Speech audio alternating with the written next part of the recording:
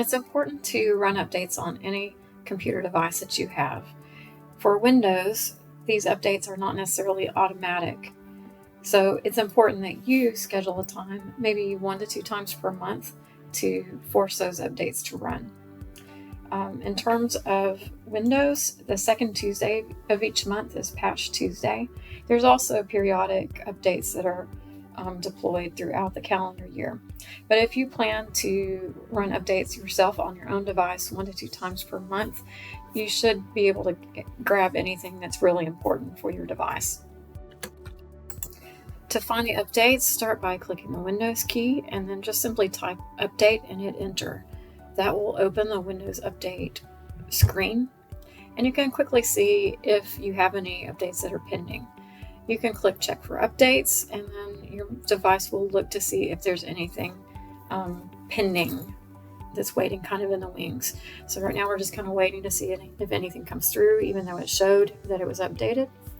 And we will see that there actually is a small security update for this device.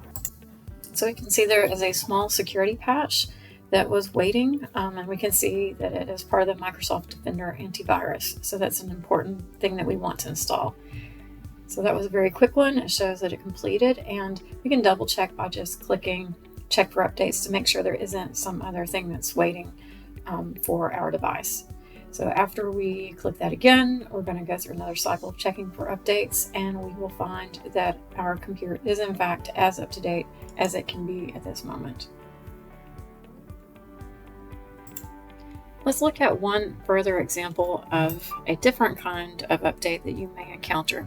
Sometimes when you run updates on your computer, the update may be very large and it may require not only an installation process, but also a restart of your device.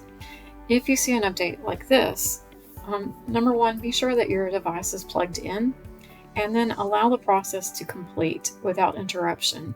So in just a second, this will finish running the update and installing, and then it's going to pop up with a request to restart the computer.